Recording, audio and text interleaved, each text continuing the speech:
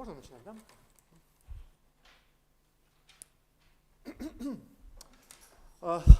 Well, in the previous lecture we discussed inductive limits of locally convex spaces, and in particular we introduced strict inductive limits. We gave some examples of strict inductive limits, and we stated a theorem about some basic properties of strict inductive limits. So today our first goal will be to prove this result. So let's recall the statement, a theorem. So suppose we have a countable inductive sequence. Let's write it in the following form: x1, x2, x3, and so on. So suppose this is a strict inductive sequence.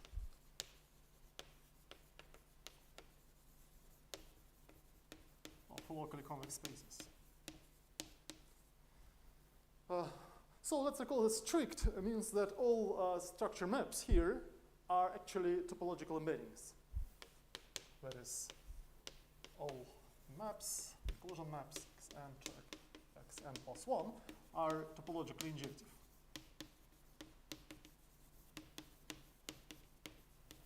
So we assume that every xn is a topological vector subspace in xn plus 1 with the induced topology. So we form the respective inductive limit. X is the inductive limit of this sequence. And we have canonical maps phi n from xn to x. Canonical maps. And we know that all of them are injective. This follows from some discussion of the previous lecture. So the injectivity of these structure maps imply the injectivity of the canonical map to the inductive limit. And as usual, if we work with injective inductive systems, we identify every xn with its canonical image in x with phi n of x. Phi n of xn. Identify them as vector spaces.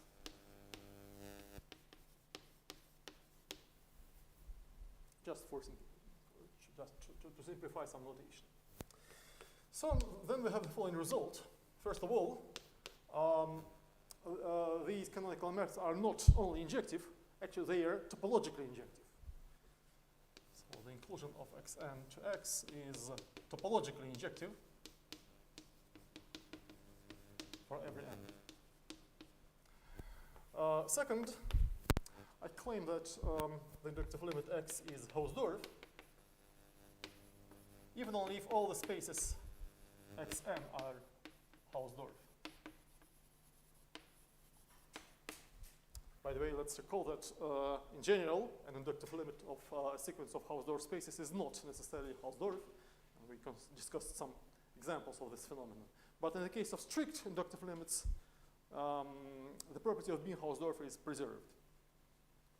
Now let's also assume also that every xn is closed in xn plus 1 for every n. Then, in this case, I claim that with this property 3, xn is closed in x for every n. And I have the following useful description of convergent sequences in x. Namely, a sequence xj converges in x, even only if it is entirely contained in one of the spaces xn. There is n such that xj is contained in xn and converges in xn with respect to the topology of the space xn. And converges in xn.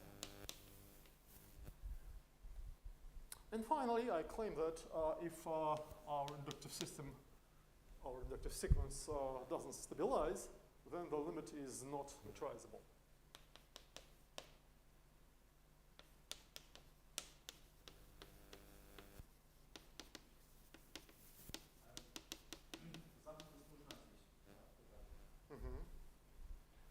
Для пятого. Well, we will see. Probably we'll see this from the proof. Well,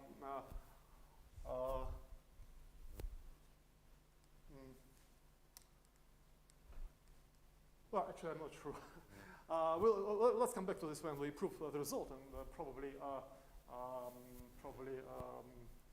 we'll see this. Either we will see this from the proof, or this will be a kind of exercise if it is really necessary. Of course, it's clearly necessary for 3. If we want xn to be closed in x, it's natural to require that xn is closed in xn plus 1. But as for 4, I'm not sure. Okay, so if it doesn't stabilize, then x is non-metrizable.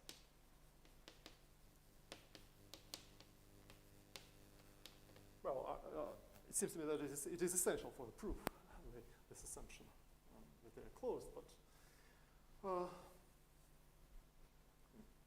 okay, so before we prove this theorem, let's discuss some auxiliary lemmas. So lemma 1. Suppose we have a locally convex space X and the vector subspace Y of X. I claim that, first of all, for every absolutely convex neighborhood of 0 V in Y, there is an absolutely convex neighborhood of 0 U in Y, in X, such that V is precisely the intersection of U and Y. Of course, if I remove the words absolutely convex, then this is trivial, just by the definition of the induced topology. So the point is here that if V is absolutely convex, we can always choose U in such a way that U is also absolutely convex. And a related statement in terms of seminorms. So every continuous seminorm Q on Y can be extended to a continuous seminorm on X. There is a continuous seminorm P on X such that the restriction of P to Y is Q.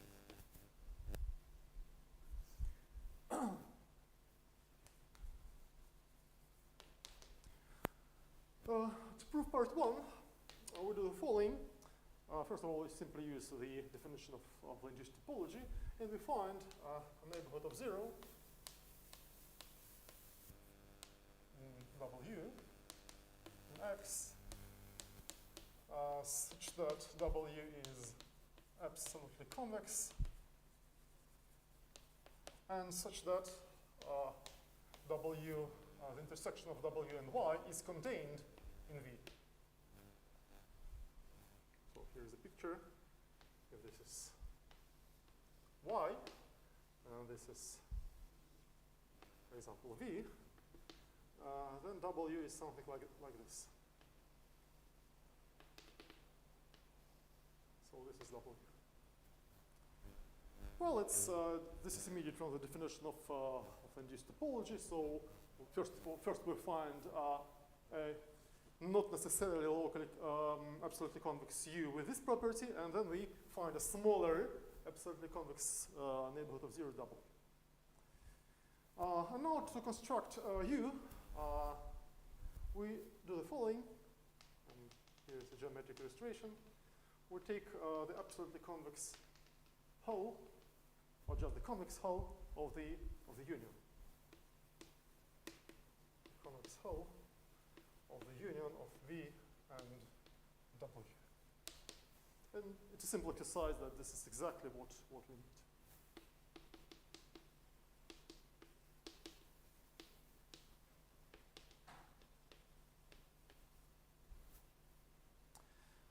So this proves part 1, and to prove part 2, we simply reduce it to part 1.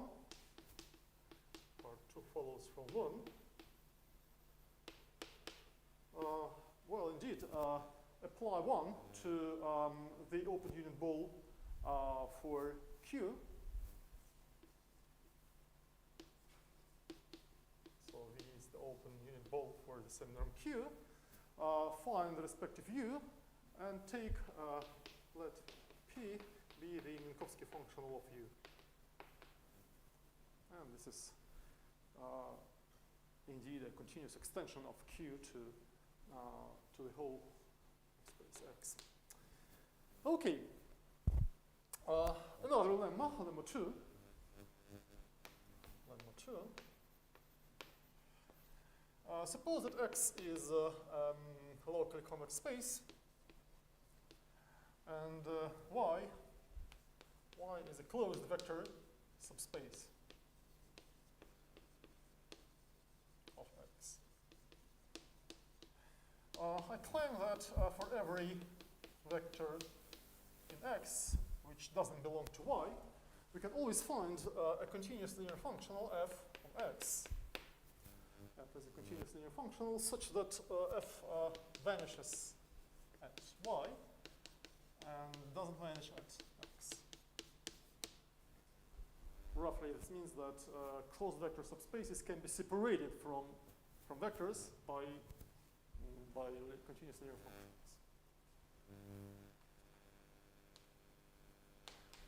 To prove this lemma, consider the quotient of X modulo Y and the quotient map pi from X to X modulo Y.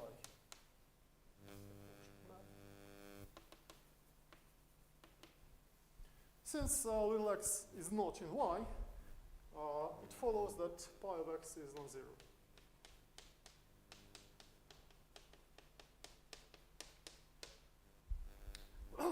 On the other hand, it's a simple exercise to show that the quotient is Hausdorff. So the assumption that Y is closed implies that the quotient is Hausdorff.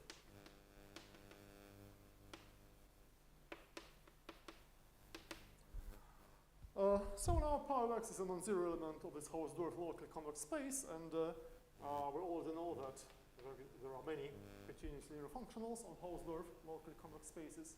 So we find a continuous linear functional G on the quotient, which doesn't vanish at pi of X. And now just take the composition of G and the quotient map pi. Clearly, this is a continuous linear functional. It doesn't vanish at X, but it vanishes at Y. Локальный выпуклый Hausdorffов. И то, и другое используется. Okay, and lemma 3 gives us a simple but useful property of metrizable topological vector spaces. Suppose that X is a metrizable topological vector space, and Xn is a sequence in X. I claim that there exists a sequence of positive real numbers, a sequence lambda n of positive real numbers, such that lambda n xn goes to 0.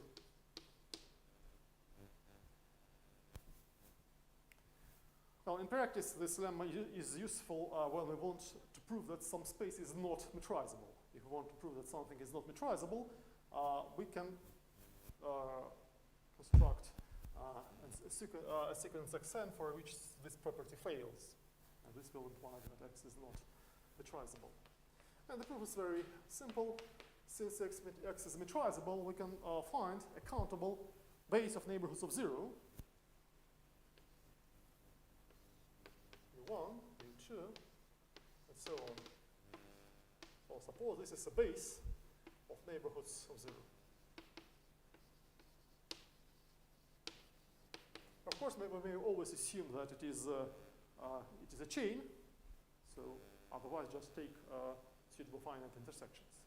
The intersection of U1 and U2, then of U1, U2, and U3, and so on. Since every neighborhood of 0 is absorbing in any topological vector space, then for every n, we can find the positive number lambda n, such that lambda n xn belongs to un. But now, since this is a base of neighborhoods of 0, and it is a chain of this form, this readily implies that lambda n xn converges to 0. So it is eventually in any neighborhood of 0.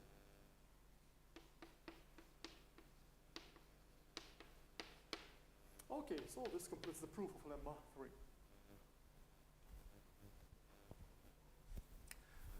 Well, let's now come back to our theorem. I'll keep the statement.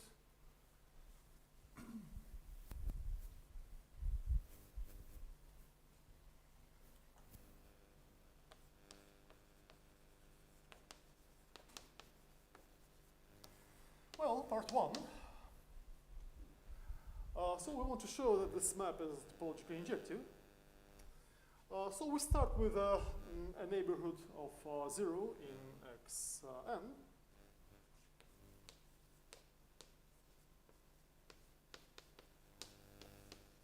An absolutely convex neighborhood of 0.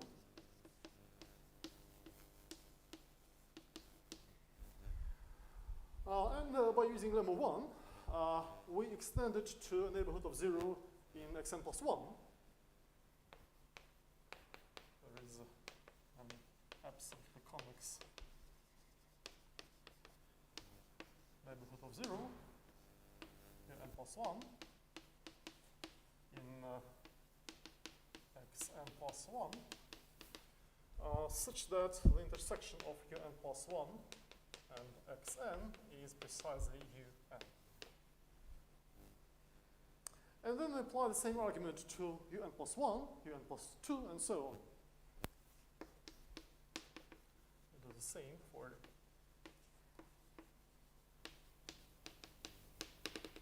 un plus 1, un plus 2, and so on. And as a result, you get a sequence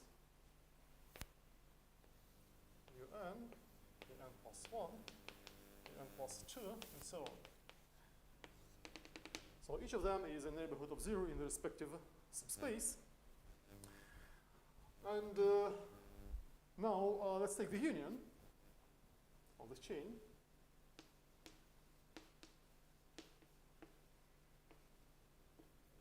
J over all j. So what can we say about this set? I claim that it is an absolutely convex neighborhood of 0.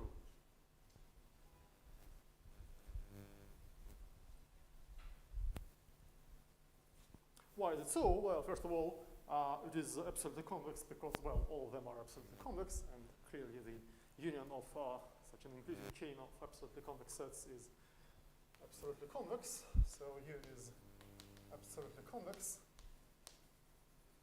It is also absorbing. Why is it absorbing? It is absorbing because the union of our chain xn covers x. X is the union of all the spaces xn. So this was discussed in the previous lecture.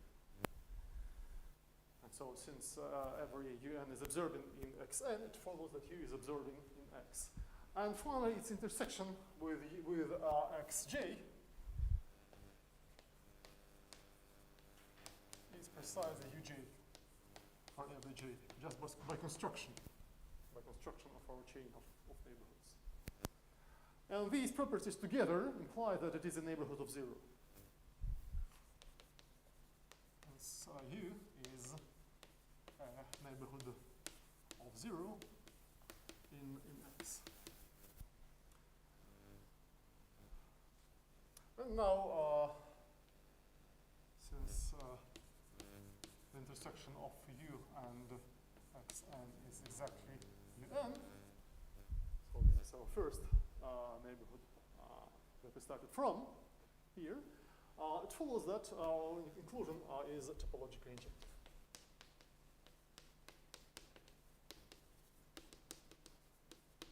So for every neighborhood of 0 in here, we have constructed a neighborhood of 0 in here, such that its intersection with xn is un. So the original topology, as a result of the original topology on xn, is precisely the topology induced from x. So in other words, this map is topologically injective. Okay, this proves part 1. Part 2, well, the left-to-right implication is clear. Of course, if x is Hausdorff, then all of its subspaces xn are also Hausdorff.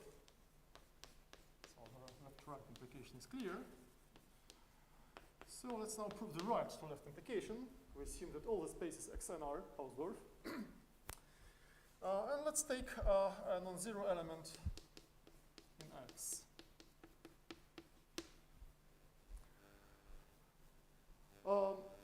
Since X is the union of all the spaces xn, we find n such that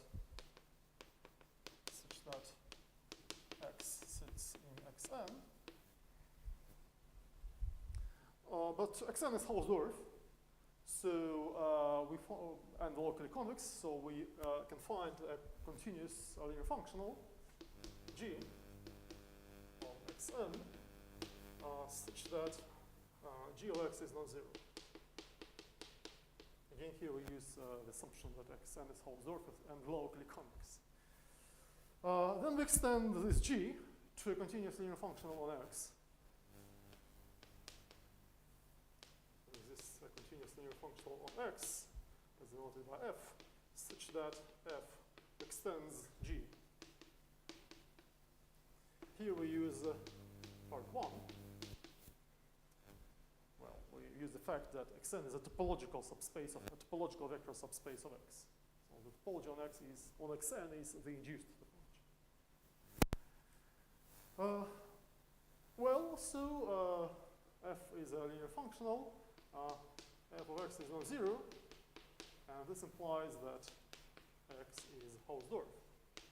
So we have proved that continuous linear functionals on f on x separate the points.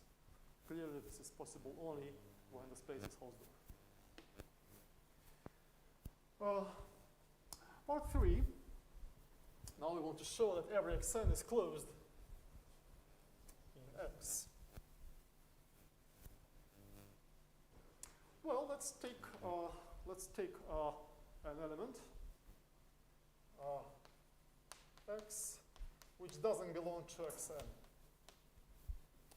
So to show that xn is closed in x, it suffices to find a continuous linear functional f on x which vanishes at xn, but doesn't vanish at x.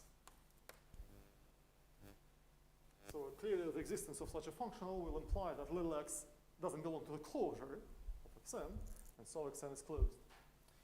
But we already know that xn is closed in xn plus 1, xn plus 2, and so on. So we find a natural number k, which is greater than or equal to n, such that x belongs to xk.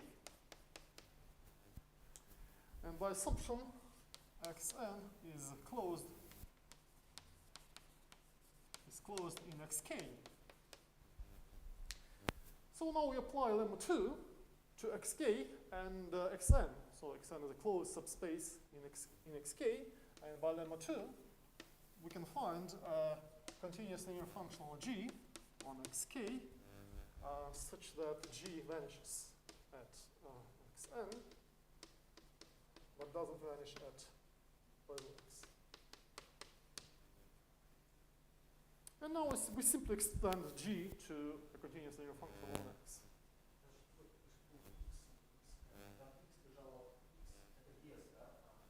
Yes. Here again, we are using the fact that x is the union of all its spaces xk. So we can always find an index k with this property. So now we extend g to x. Extend continuous linear functional f of x. And this is exactly what we are looking for. It is a linear functional which vanishes at xn but doesn't vanish at x. To prove property 4, again, one of the applications is clear. Maybe the right to left application is clear. Of course, since the inclusion of xn into x is continuous, if a sequence converges in xn, then it converges in x. We want to prove the opposite implication.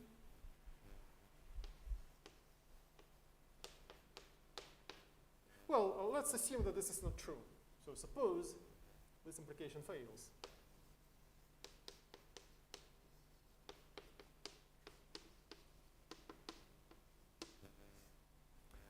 Then we can find a sequence xn in x such that the sequence converges to 0, but little xn doesn't belong to the subspace xn for every n. Well, indeed, if formally if this implication fails, then there is a sequence xj which is not contained in any xn but converges in x. So if it converges to some point little x, we can consider xj minus x, and the resulting sequence will converge to 0. And by taking a suitable subsequence, we can always find a sequence with this property. Okay, so we want to get a contradiction. We want to show that such a sequence doesn't converge to 0.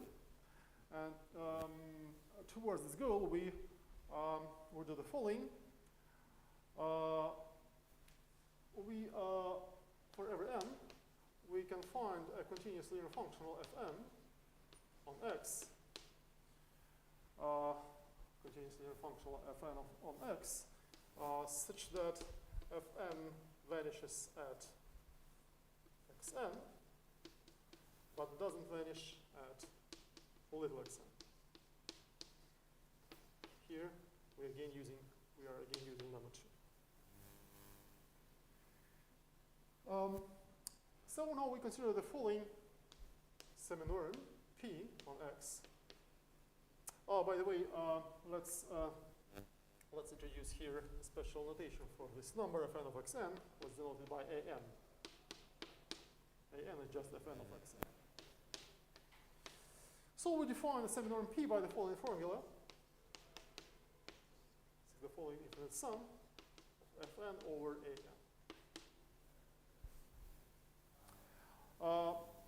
This definition makes sense because the restriction of p to every subspace of our chain, say xk, reduces to a finite sum over n, which is smaller than k. Simply because every fn vanishes at xn. So fn vanishes at xn, fn plus 1 vanishes at xn, and so on. And so this implies this, that actually only finitely many summons of the sum survives. Clearly this is a continuous seminorm on xk, because this is a sum of finitely many continuous seminorms. As a result, we see that p is a function on x. P is a function on x such that the restriction of p to every xk is a continuous seminorm. And by the properties of the inductive topology, this implies that p is a continuous seminorm on x. P is a continuous seminorm on x. If we now calculate p of, say, xj, we can estimate it by one of the summons. So this is greater than or equal to fj of xj over aj. But this is equal to 1. And this is true for every j. So we have found a continuous seminorm p for each p of xj equals 1 for every j. Clearly, this implies that xj doesn't converge to 0. And this is a contradiction.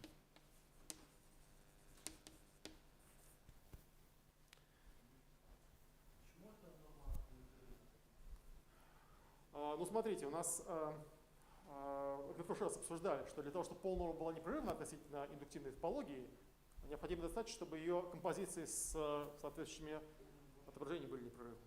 В данном случае просто ее ограничение на пространство непрерывно. So the continuity of P follows from the continuity of its restriction to the subspaces xk. This is just one of the properties of the inductive locally convex topology. Okay, so this concludes the proof of part 4. And to prove part 5, we now use lemma 3. So we want to show that X is not metrizable. So the sequence doesn't stabilize. So we may assume without loss of generality that xn is strictly smaller than xn plus 1.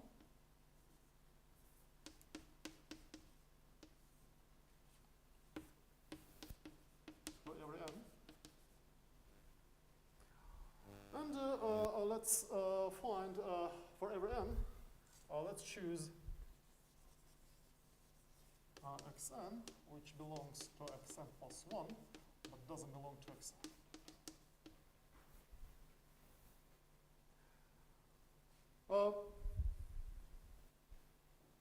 If we assume that our space is metrizable,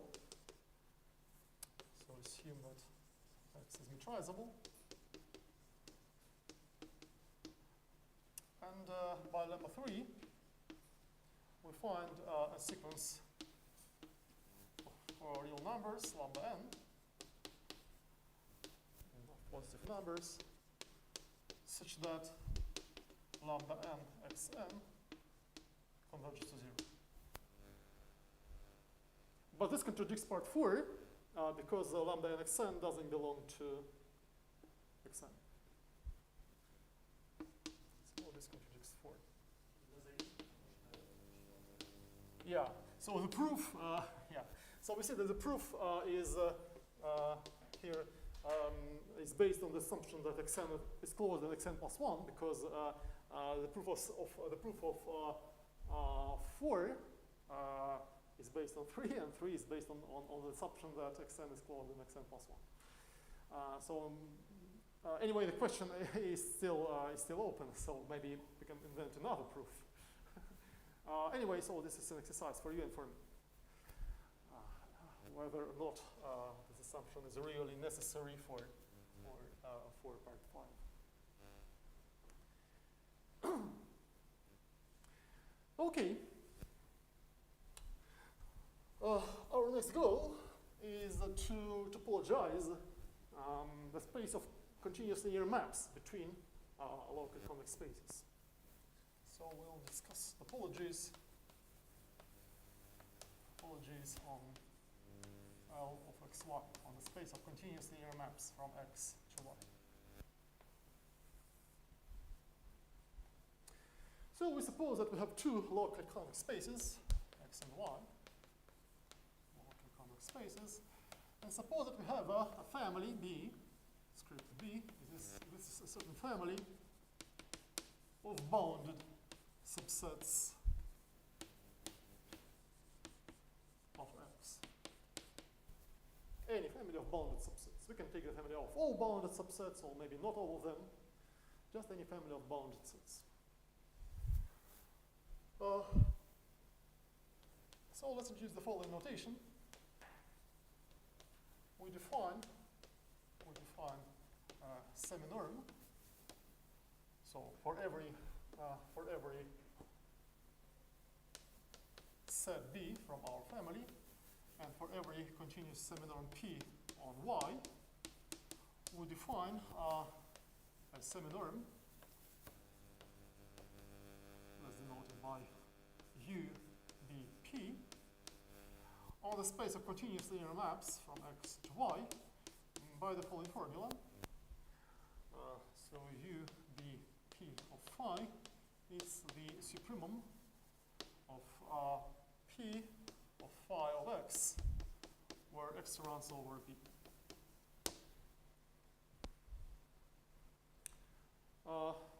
So let's observe that this is, first of all, this number is finite because phi takes bounded sets to bounded sets. It's a continuous linear map. So it takes bounded sets to bounded sets. Phi of b is bounded, and so this number is finite, because phi of b is bounded. It's also very elementary to check that this is indeed a seminorm. So the triangle inequality follows from the triangle inequality for P. And actually, this is a simple generalization of what you already know from your functional analysis course. Namely, let's observe that if we have norm spaces, if x and y are norm spaces, B is the closed unit bowl of X, closed unit bowl, and P is just the norm, the original norm on Y. Then UPB is nothing but the standard operator norm on the space of continuous linear operators. This is the standard operator norm.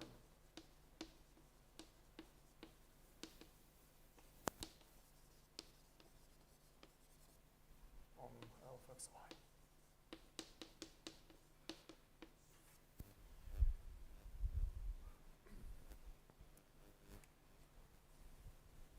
So by using this, by using such seminorms, we can now generate a locally convex topology on L of xy. And there is a standard name for this topology. It is called the topology of uniform convergence. The topology of uniform convergence.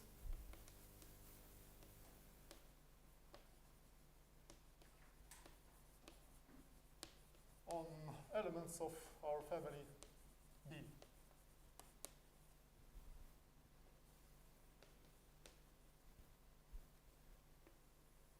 So by definition, this is the locally convex topology, the topology on L of xy, generated by all seminorms of this form. BP, where B runs over script B and P runs over all continuous seminorms on Y.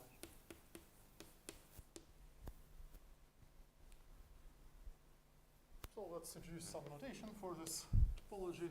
Well, it's denoted by TUC, topology of uniform convergence on B. And the space L of xy equipped with this topology of uniform convergence is usually denoted by L, B of xy. Well, the natural question is why is it so called? And the answer is very simple. An exercise: a sequence Fm, let it be phi m. A sequence phi m converges to a map phi for the topology of uniform convergence on B, if and only if it converges uniformly on every element of B. So for every set B in the family script B, phi n converges to phi uniformly on B, which means that for every neighborhood of 0 in Y, and for every B in script B, we can find an index, an initial number, such that phi n of x minus phi of x belongs to U for all x in B whenever little m is greater than or equal to. So this is just a definition of a uniform convergence.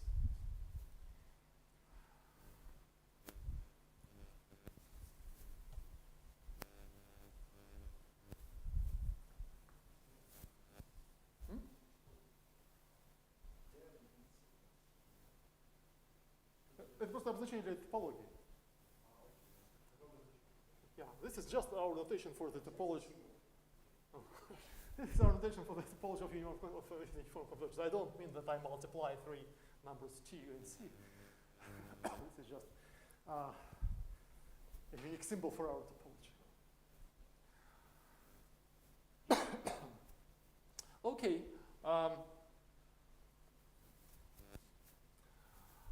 It's also rather easy to describe explicitly a subbase or a base of neighborhoods of 0 for this topology. So let's introduce some notation. We have two sets. Say S is a subset in X and T is a subset in Y. Let M of ST denote the set of those continuous linear maps from X to Y, which take S to T. And then a simple exercise which easily follows from the definition of our semi-norms is that if script U is a subbase of neighborhoods of 0 in Y, then all sets of the form M of BU, where B runs over script B over our family of bounded sets, and U runs over our subbase script U. So this family is a subbase of neighborhoods of 0 in L of xy.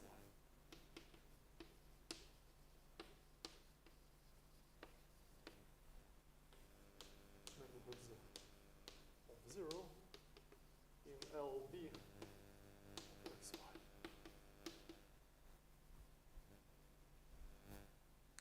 And also,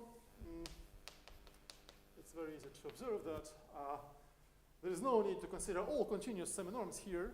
Actually, we can restrict to any defining family of semi-norms on Y, and the resulting topology will be the same.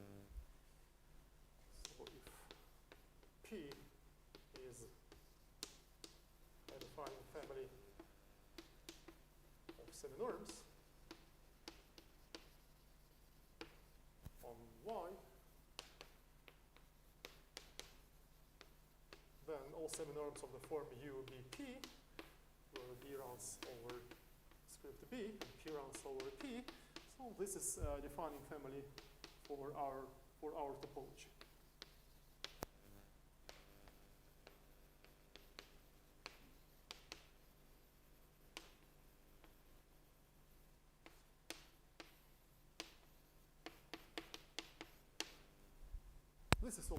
This also easily follows from the construction. Let's look at some special cases. That is, some standard choices for the family B. Actually, there are several standard choices.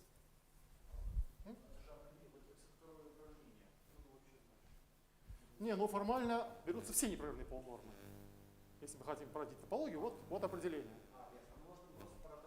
Да, да. So the difference is that in general this family is smaller than this one, but it generates the same topology. Some standard choices for the family B.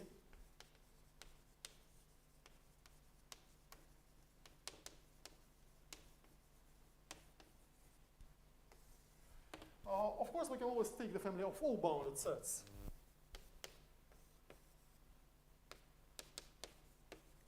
All bounded sets.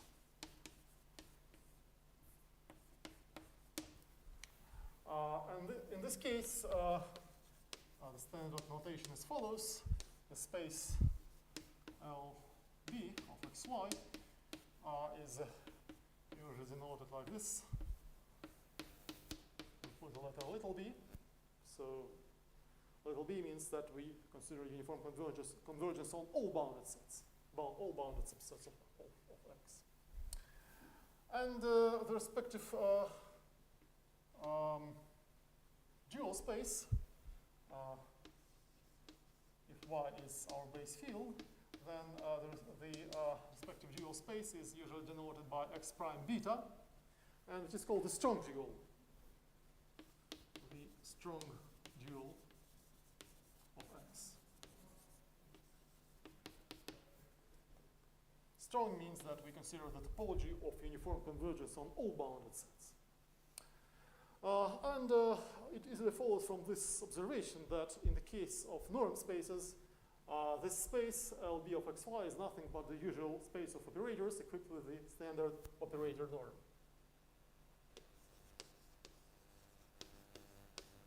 If x and y are norm spaces,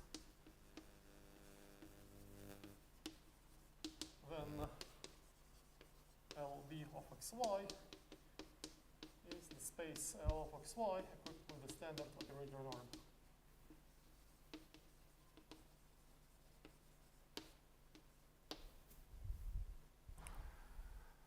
Another standard choice, which is in a sense opposite to this one, is to take the family of all finite sets.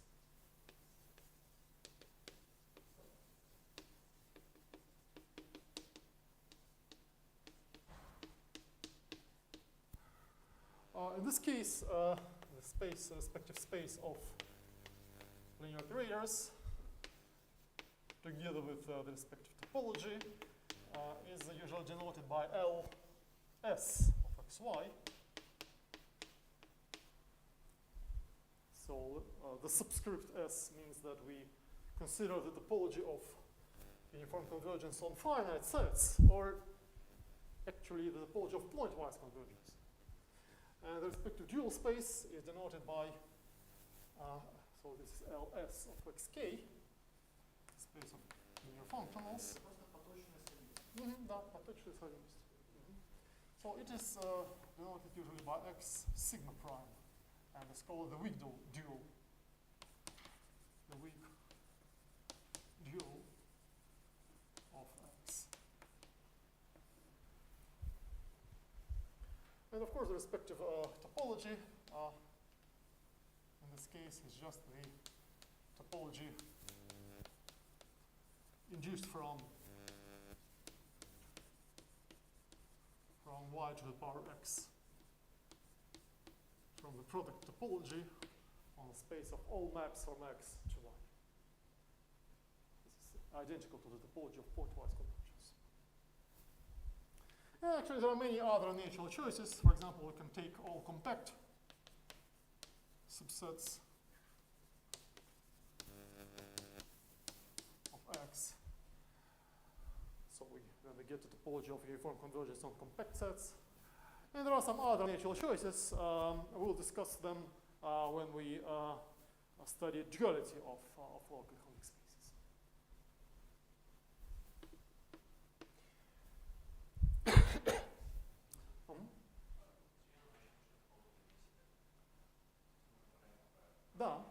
Да, если существует общее понятие, well, there is a general concept of a Bornological, of an abstract Bornological space, where we don't have any topology, but have a family of bounded sets defined axiomatically. And indeed, if we have an abstract Bornological space X, and the topological and the locally convex space Y, we can do the same thing and to define a locally convex topology on L of xy. You're right. But since we are not considering abstract Bornological spaces, here we assume that X is a locally convex space.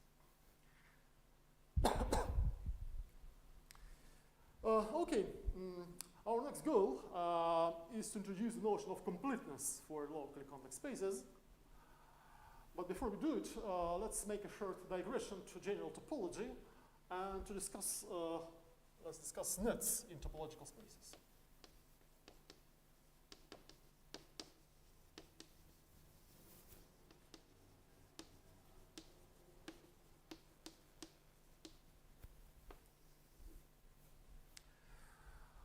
Suppose, roughly what we are going to define is a natural generalization of the notion of a convergent sequence.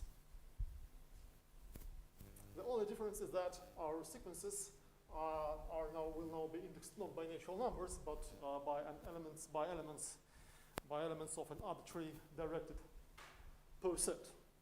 So we start with a directed poset, a directed partially ordered set lambda.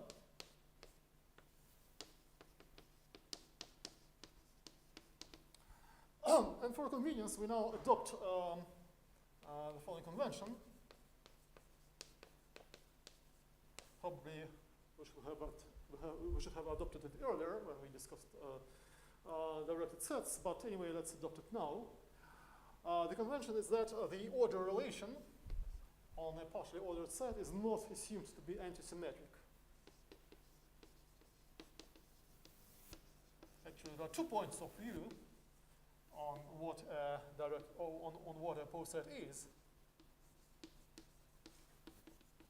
So we assume the more general point of view, and we assume that the order relation is not necessarily antisymmetric in the sense that if x is less than or equal to y and y is less than or equal to z, in general this doesn't imply that x is less than or equal to z. Why is this convenient? This is convenient because we will meet shortly natural examples of such sets. For example, if we have a directed family of seminorms on a vector space, and the order relation is the domination relation, then this relation is not antisymmetric. Because if two seminorms are equivalent, they are dominated by each other, so they are equivalent, but this doesn't imply that they are equal to each other. Oh, of course, this is nonsense, of course. Thank you. This doesn't imply that x equals y. Yeah. Of course, we assume transitivity. Thank you. We always assume transitivity, but we don't assume antisymmetry.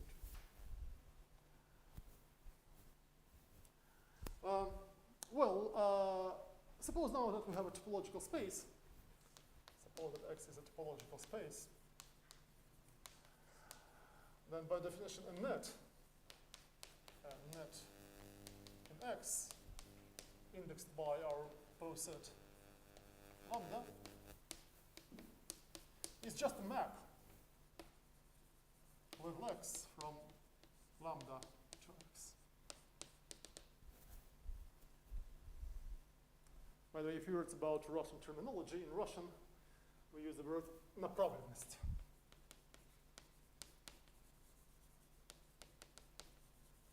Обычно не говорят сеть в этом контексте, а говорят направленность, что, в общем, в каком-то смысле лучше отражает суть дела. По-английски говорят net. Well, morally, nets are just generalized sequences. So if lambda is the set of natural numbers with the standard order relation, then we get a sequence in X. And because of this, we use the same notation, which is natural in the setting of sequences. Namely, we denote X of lambda by using the subscript lambda, and we think of X as a family of elements in our space indexed by lambda. The notion of convergence for nets is almost identical to the notion of convergence for sequences. Namely, we say that the net X lambda converges to an element level X, and we use the following notation, or we can also write that X is a limit of our net. If for every neighborhood U of X, there is an index lambda 0 in lambda such that X lambda sits in our neighborhood whenever lambda is greater than or equal to lambda 0. Well, basically the same definition as in the case of sequences. The difference is that in the case of sequences, we could also say that all X lambdas belong to you, all but finitely many elements belong to you. In the case of nets, this is not true because the set of lambda for which this inequality fails is not necessarily finite. So the definition is as follows. Here is a simple but standard example, which is quite useful, an example of a convergent net. So we can take any base of neighborhoods of a point. So suppose that script U is a base of neighborhoods of level X. And for every neighborhood in this family, we take any element, choose xu in this neighborhood. Now, script u can be viewed as a directed partially ordered set. So the order relation is the reverse inclusion. It is directed because, well, the intersection of two neighborhoods is also a neighborhood, so it necessarily contains a smaller neighborhood from the same base. So this is the directed poset, and it trivially follows from the definition of convergence that this respective net xu converges to x. This is kind of trivial, but this example is trivial, but was very useful.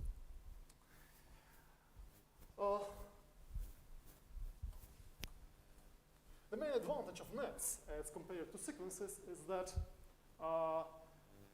convergent nets encode the topology of our space.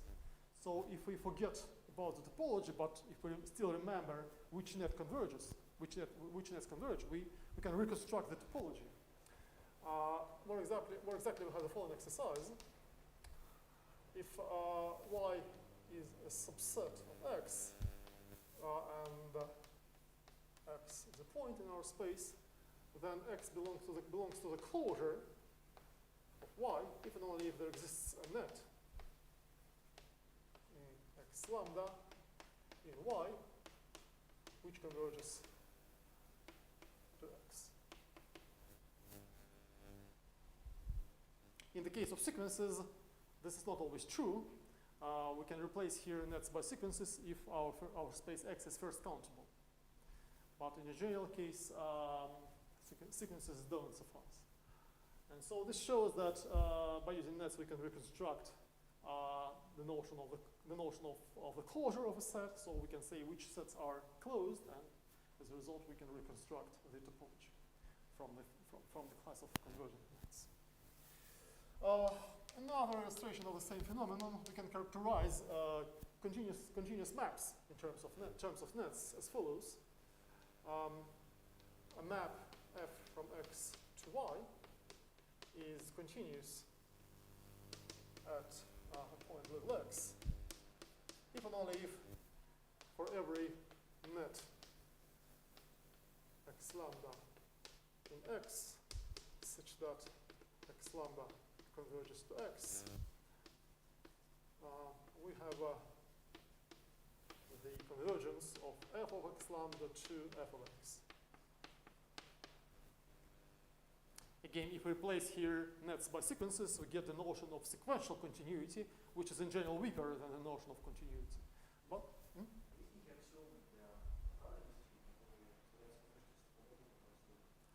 нет, в принципе, есть некое такое понятие, как пространство с сходимостью. То есть можно аксиоматически определить, что такое сходимость направленности, не используя топологии, и получается некое понятие пространства с сходимостью, которое, в общем, связано с топологическим пространством, но опять-таки не взаимооднозначного соответствия там нет. Хотя вообще можно. Они на самом деле эквивалентные подходы к одному и тому же. So there are 2 points of view on the notion of convergence in topological spaces. We can either use nets or fillers, and basically there is a one-to-one correspondence between these two kinds of convergence. We'll use nets because they are, in my view, they are more common. If you know if you are familiar with convergent sequences, then we already have some intuition for convergence. There are situations in which filters are more convenient. For example, when we prove later, not today, maybe the next lecture, the completeness of a strict inductive limit.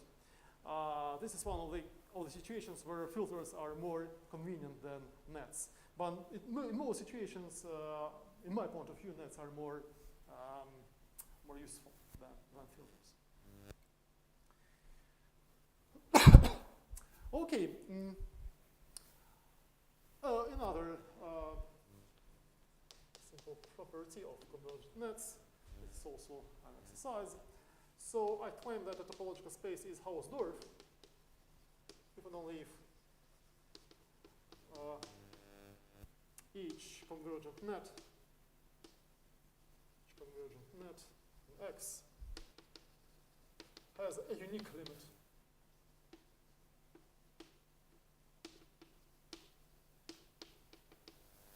So the uniqueness of a limit is equivalent to the property of being Hausdorff. Everywhere, the common hint for all these exercises, is to use either this example precisely or to modify it suitably.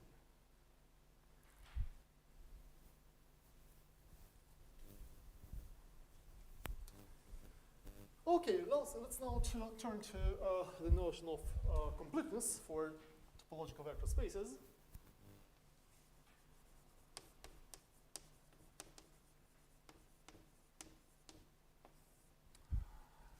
So we suppose that X is a topological vector space, and X lambda is a net in X.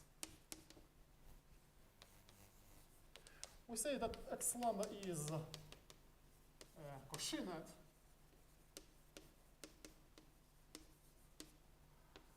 if for every neighborhood of 0 in X, there exists an index lambda 0 in lambda such that X lambda minus X mu sits in U whenever lambda and mu are greater than or equal to lambda 0. Well, in Russian we say either мы говорим либо направленность Cauchy, либо фундаментальная направленность.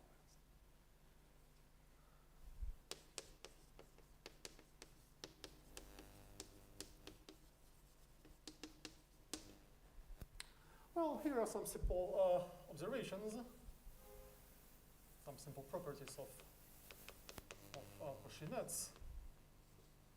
Oh, by the way, before, okay, let's now, first of all, let's discuss some simple properties, and then I'll tell you something, give you some more information about convergent nets and topological spaces. So, first of all, if it's easy to see that if X lambda converges to X, then X lambda is a Cauchy net.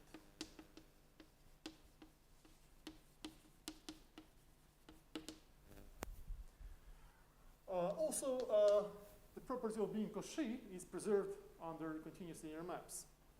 So if phi is a continuous linear map from X to Y, and X lambda is a Cauchy net in X, then its image phi of X lambda is a Cauchy net in Y.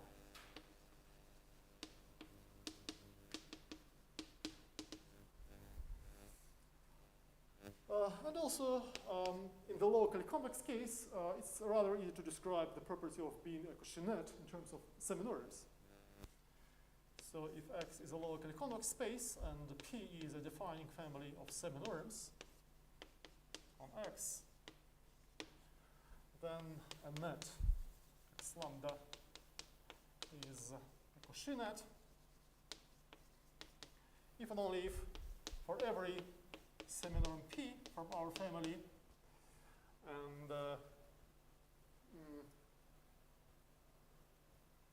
for every positive epsilon,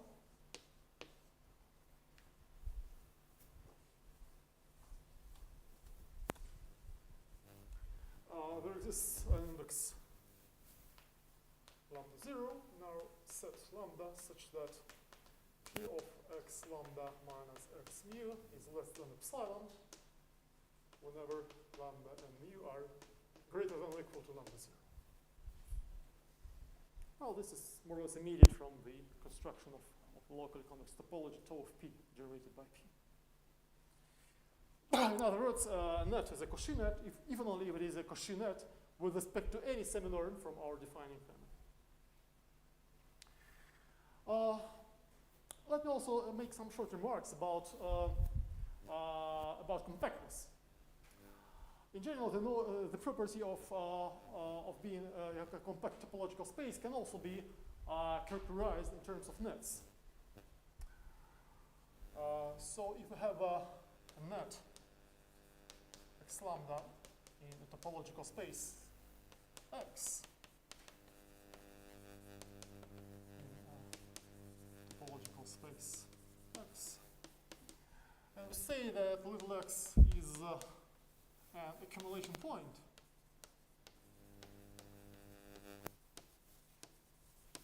Accumulation point for this net x lambda.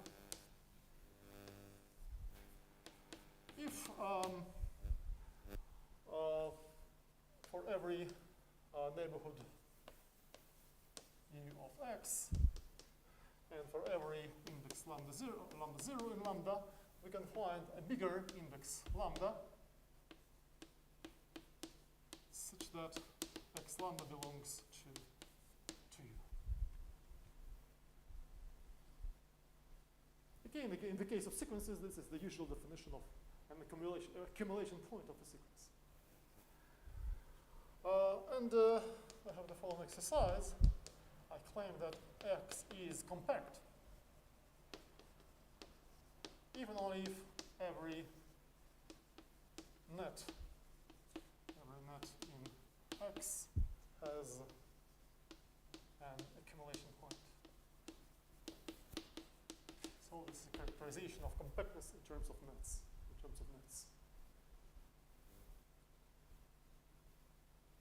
So if you now come back to topological vector spaces, so of course this definition makes sense in any topological space.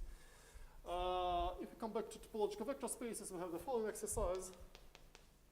If X is a topological vector space and X lambda is a Cauchy net in X, such that it has an accumulation point. X is an accumulation point for this net x lambda, then I claim that x lambda converges to X. So if a Cauchy net has an accumulation point, then it converges to this point.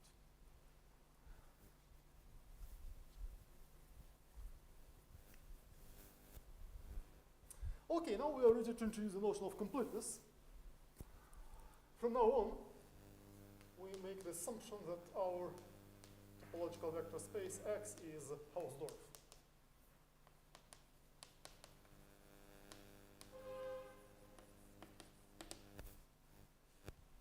We say that a subset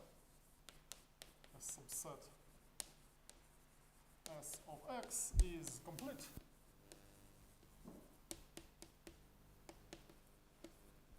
if every Cauchy net in S converges to an element of S. Converges in S.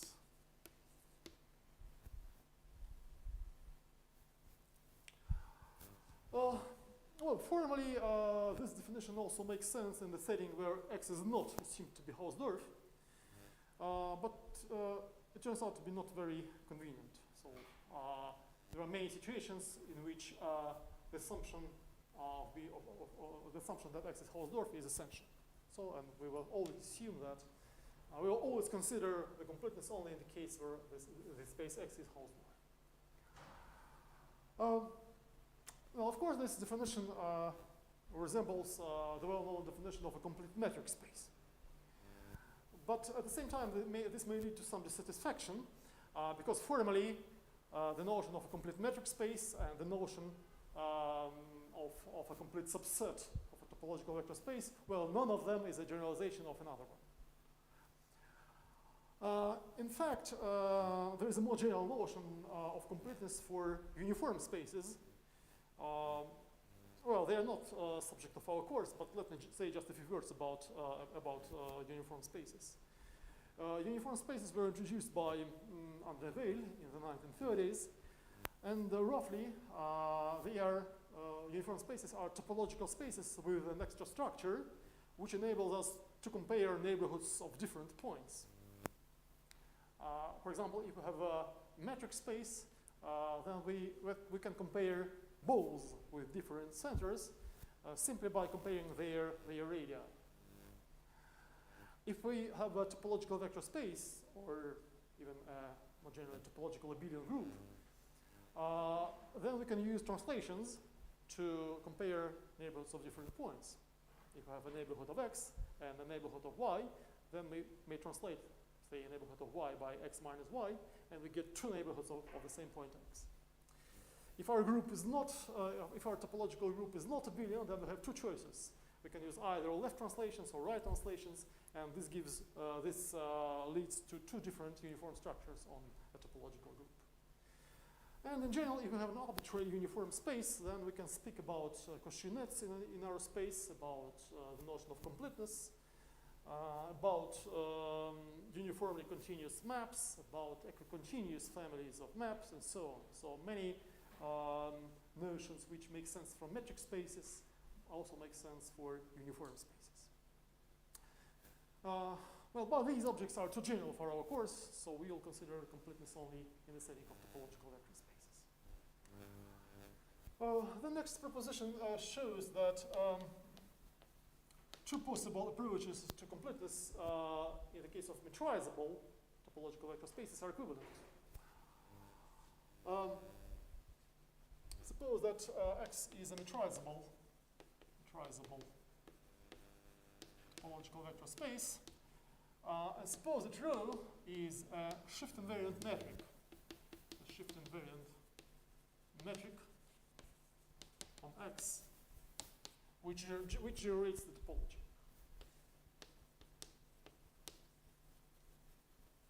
Generates the topology on X.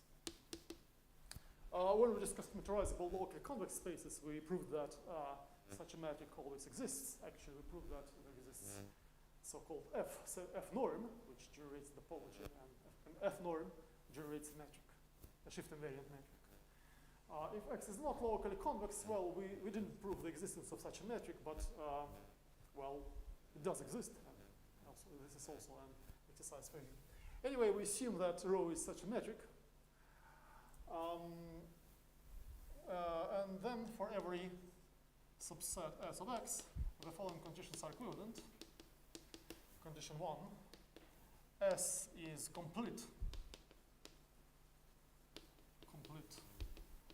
as a subset of X. Property 2, S is sequentially complete.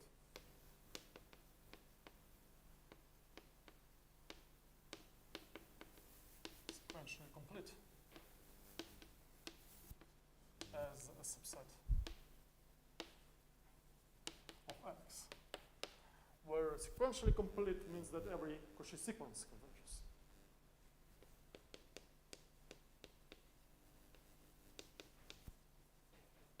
Every Cauchy sequence in S converges in S. And property 3, S is a complete metric space for the metric rho.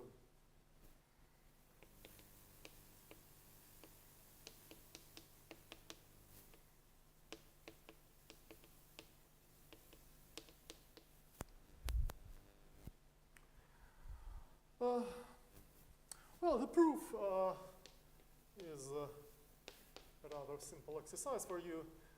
The only implication here, which is not immediately trivial, is that 2 implies 1.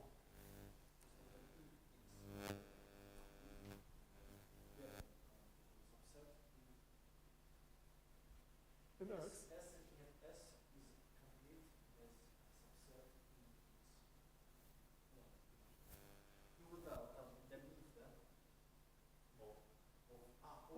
At all. The completeness is a subset of X. Well, clearly 1 implies 2. The completeness implies sequential completeness. If you look at the definition of a Cauchy sequence, you'll easily see that 2 and 3 are trivially equivalent. Just take, here respective balls centered at 0, and you'll see that sequential completeness of S is equivalent to completeness S with respect to this metric rho. So the only implication which is not immediately trivial is that 2 implies 1. It's rather easy, but it is not immediate, and this is an exercise for you. By the way, there is a special name for locally convex spaces having all these properties. They are called Frisch spaces. So by definition, a Frisch space is a complete metrizable locally convex space.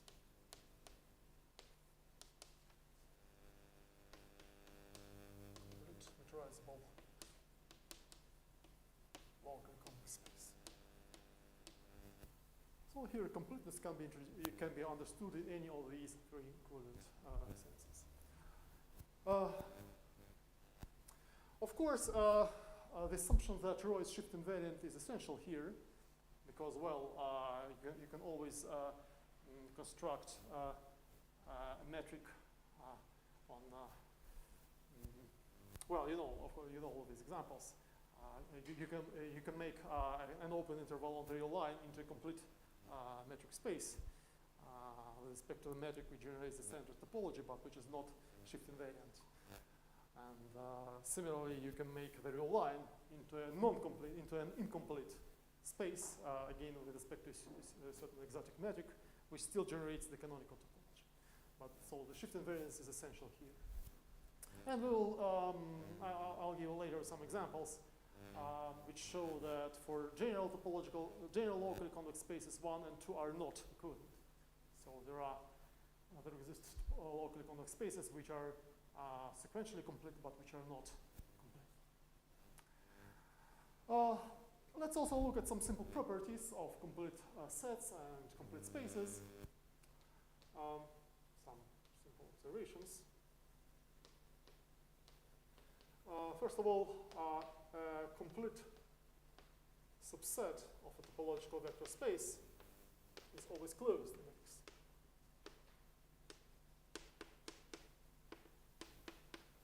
S is closed in X. Basically for the same reason as for metric spaces. But here the assumption that X is Hausdorff is essential, of course. Similarly, if we have a closed subset of a complete set X, so if T is complete, and S is closed in T, then S is also complete.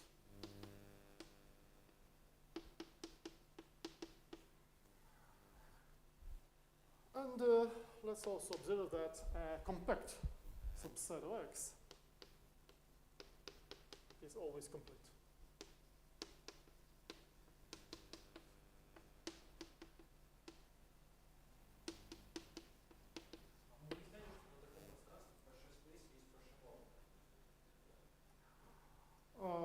Тут полнота даже не нужна.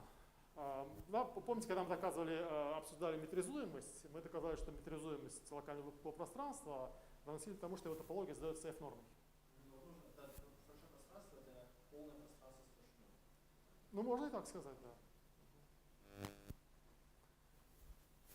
Полнота в данном случае вот по метрике, по этой инвариантности сдвигов, то же самое, или по F-норме, она равносильна полноте вот в этом смысле.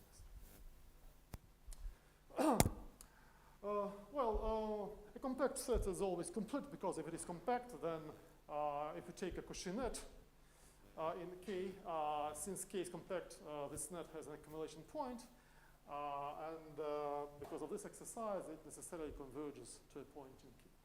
So as a result, every Cauchy net converges. Okay, it's time to finish. Well, in the next lecture, we start by discussing some constructions. Actually, we will see that the property of being complete is preserved by many standard constructions. And then we'll discuss some standard examples of complete locally convex spaces. And then we discuss completions of locally convex spaces and their relation to projective